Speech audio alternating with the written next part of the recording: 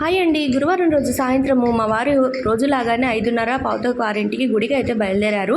మా వారు ఇంతకీ ఏ గుడిలో చేస్తున్నారు అని చెప్పి మీరు కామెంట్లలో అడుగుతున్నారు. శివాలయంలో చేస్తారండి.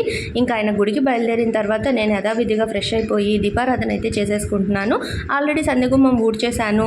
ఇంకా పనులు అయితే పూర్తి చేసేసుకున్నాను. పిల్లలు వచ్చిన తర్వాత వాళ్ళకి పాలు కలిపి ఇచ్చేసేసి ఇంకా నేను ఫ్రెష్ అయిపోయి గుమ్మంలో దీపాలు, తులసమ్మ దగ్గర దీపాలు పెట్టుకొని లలితా సహస్రనామం అయితే చదివేసేసుకుంటున్నానండి. పొద్దున అన్నము, పప్పు, కూర కాస్త ఉన్నాయి.